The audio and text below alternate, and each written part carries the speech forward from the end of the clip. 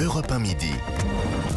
Midi, 13h, Romain Desarbres. Emmanuel Macron a dit ce matin, alors qu'il était en déplacement à Rungis, qu'il allait essayer de faire un petit geste diesel. Bon, traduisons. Ça veut dire demander à Total de faire un geste sur le prix du litre de diesel. On est avec Pierre Chasseret de 40 millions d'automobilistes. Bonjour Pierre. Bonjour Romain Desarbres. Délégué général de 40 millions d'automobilistes. Bon, ce petit geste pour le prix du litre de diesel, vous le réclamez ?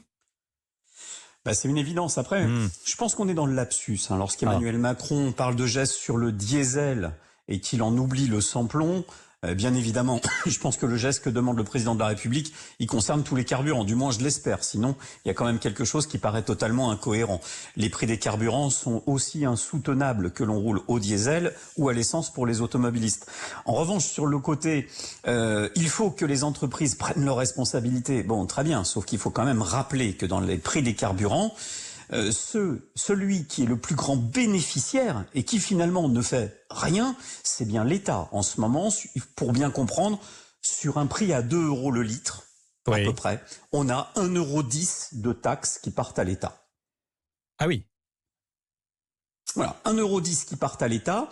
Donc on comprend bien dans ce schéma, c'est ce qui fait d'ailleurs la différence avec nos voisins européens, que l'on aille en Allemagne, en Espagne, au Portugal, dans tous les pays limitrophes, on s'aperçoit bien que la France n'est plus compétitive à l'échelle européenne puisque nos prix des carburants sont beaucoup trop élevés et qu'il va falloir, quoi qu'il arrive, que l'État, et je pense que c'est inéluctable avant la fin du mandat d'Emmanuel Macron, il va falloir réviser le système de fiscalité sur les carburants. C'est ce qu'a notamment fait l'Espagne bien avant, qui a su anticiper l'augmentation du prix du baril ces dernières années. Oui. Vous dites qu'en clair que c'est un problème structurel. Sur 2 € qu'on paye à la pompe, le litre, 1,10 € va à l'État.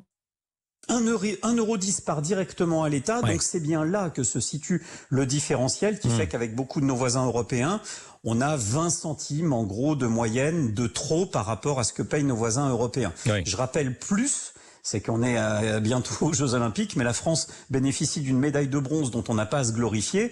On est entre la 3e et la 5e place européenne des pays qui taxent le plus les carburants. Or, le problème, taxer les carburants, c'est enlever du pouvoir rouler. Enlever du pouvoir rouler, c'est aussi enlever du pouvoir d'achat.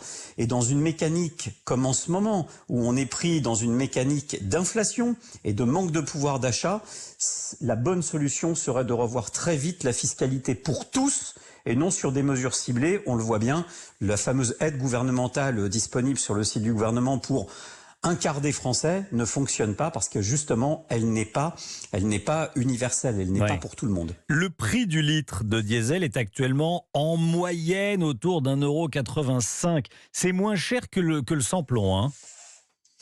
Ça reste légèrement moins cher, mais c'est surtout moins cher à l'usage. Il faut savoir qu'à motorisation équivalente en termes de puissance, une motorisation diesel économise 20% de carburant par rapport à une essence.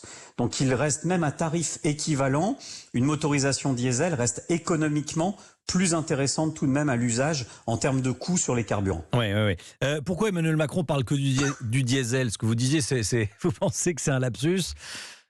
Je l'espère, parce que sinon c'est grave. Je pense que on est sur un schéma actuellement où il fallait ce matin, lors du déplacement à Rungis du président de la République, surfer sur le mouvement du travail, montrer que le président s'occupait de ceux qui travaillent. D'ailleurs, c'est pas pour rien qu'il assimilait son déplacement aussi à beaucoup de messages sur l'explication du système des retraites. Pourquoi c'est important, la mécanique travail ? C'est parce que la voiture, c'est 80% de nos déplacements aujourd'hui en France et c'est surtout le premier mode de déplacement des Français en règle générale pour se rendre sur leur lieu de travail. Il est donc véritablement urgent d'agir parce qu'à plus de 2 € le litre, on est en train d'avoir des conséquences qui sont dramatiques sur le budget des ménages. Ce sont des dépenses qui viennent en augmentation par rapport à ce qui n'était pas prévu. C'est la pire des inflations, c'est celle qui touche votre mobilité et personne n'avait anticipé. Pour revenir à ce qui se passait pendant le Covid, on est quasiment à une augmentation de près de 80-90 centimes. C'est colossal par litre sur le budget des ménages. Quand on ramène ça au nombre de litres de carburant que l'on met chaque année, c'est plus d'1 mois de salaire qui part pour les Français. William est avec nous. William, bonjour. Bonjour. vous êtes chef d'entreprise en Haute-Loire. Merci d'avoir appelé C'est ça, exactement. Ah, c'est pas exactement ça? Si, exactement, monsieur. Ah, c'est exactement. Très bien. Vous avez appelé le standard d'Europe 1, le standard d'Europe 1 midi au 39 21. Vous nous dites, l'État ferait bien de s'appliquer à lui-même ce qu'il demande à Total, en clair. Exactement. Bon. Mais exactement. Ben oui. Exactement, en fait, parce que si vous voulez, c'est vrai que c'est des entreprises qui font des super profits. Certes, il y a de l'argent entre guillemets qui coule à flot avec ce marché de l'essence, du gasoil, du pétrole. Mais ce qu'il y a, c'est qu'il faut pas oublier quand même que l'État prend 64% de taxes quand même sur un litre d'essence. Donc, avant de demander aux entreprises de faire des efforts, il faudrait quand même que l'État se regarde, quoi. Oui. Avant d'enlever la petite brindille qu'il y a dans l'œil du voisin, faut enlever la poutre qu'il y a dans le sien. Et oui, Vous voyez ce que je veux dire? L'évangile s'applique également au prix de l'essence.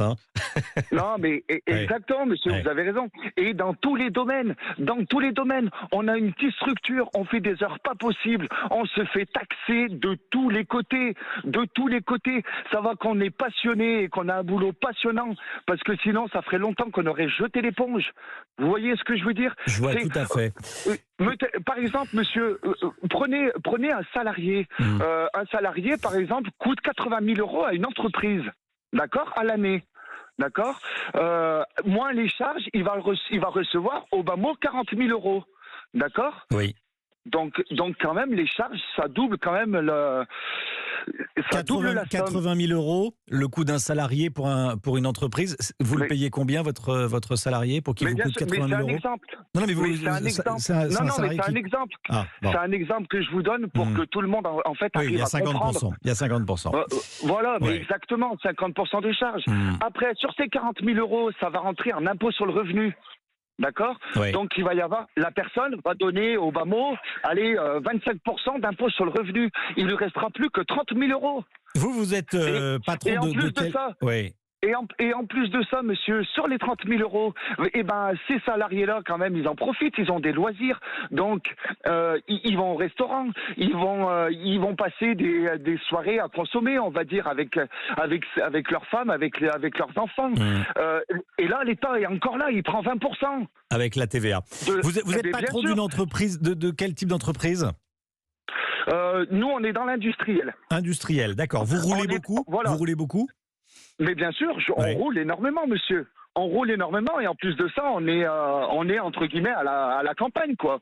Donc, si vous voulez, quand vous voulez faire un trajet, c'est pas comme en ville où vous prenez le métro ou voilà, il faut absolument une voiture. Vous, et à titre personnel, a explosé. Ouais, à titre personnel, vous parcourez combien de kilomètres par an? En gros, entre 10 et 15 000. Quoi. Entre 10 et 15 000. Oui. Vous roulez au diesel, bon. Non, je roule à l'essence. À l'essence. Bien sûr, je roule à l'essence, ouais. Bon, écoutez, William. Mais bon, je voulais juste intervenir en fait parce que je trouve que en fait on a un pays super taxé et vous voyez la retraite par exemple à 64 ans, normalement il y a un trou de 12 milliards 5, d'accord. Les 12 milliards 5, ils seraient vite trouvés. Il y a Macron qui a débloqué 400 milliards aux armées, monsieur. D'accord. Oui. Sur plusieurs années. Oui, non, mais d'accord, mais pourquoi il débloque pas un petit peu moins et il renfloue les retraites et tout le monde est content? Et tout le monde est content. Écoutez, en tout cas, merci beaucoup, William. Merci beaucoup de nous avoir appelé de Haute-Loire, chef d'entreprise, voilà, dans l'industrie, 10 à 15 000 kilomètres par an. Pierre Chasseret, encore en direct avec nous. Pierre. Oui.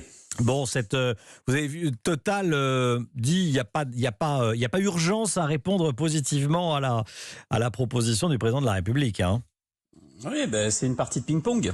D'un côté, Total, à juste titre, met en avant le fait que l'État doit procéder aussi à une baisse de la fiscalité. Et puis du côté de l'État, on essaie de renvoyer un maximum la balle sur le méchant grand Total qui est incarné aujourd'hui, en essayant de jeter la responsabilité sur l'entreprise. La réalité, c'est que à ce jeu-là, c'est bel et bien l'État qui encaisse le plus et bien trop. C'est bien la différence de fiscalité en France qui fait notre différence de tarifs à l'échelle européenne. Les prix pratiqués par Total, que ce soit en France, en Allemagne ou en Espagne, sont les mêmes. Donc c'est bel et bien sur le système fiscal qu'il va falloir agir. Et je pense qu'il me paraît quand même assez probable qu'Emmanuel Macron cède à la pression politique dans les semaines à venir pour aller vers une réforme totale de la fiscalité sur les carburants qui serait plus que bienvenue. Regardez, Romain Desarbres, ça fait quand même plusieurs années maintenant, depuis les Gilets jaunes et bien avant, que l'on parle de réforme des prix des carburants avec des prix qui sont inacceptables. C'était même l'étincelle des Gilets jaunes. Et on n'a toujours pas avancé. On est en 2023, on parle toujours des problèmes de fiscalité. Le simple fait d'imaginer des mesures de type chèque carburant ou autre, c'est bien la preuve par A plus B que le système fiscal apposé au prix des carburants aujourd'hui doit être impérativement modifié. Merci beaucoup Pierre Chasseret, merci d'avoir été en direct avec nous dans Europe 1 Midi. Il est 12h43, cette information qui tombe à l'instant. Moscou exige que les États-Unis retirent d'Ukraine soldats et équipements de l'OTAN. Moscou demande aux États-Unis de retirer d'Ukraine soldats et équipements de l'OTAN. Voilà, bon, on va en parler dans le flash et puis dans les rendez-vous d'infos sur Europe 1. 12h44, dans un instant, on sera avec le professeur Noka, professeur au service chirurgie du CHU de Montpellier. On va parler de surpoids. Un Français sur deux est touché par des problèmes de surpoids. À tout de suite.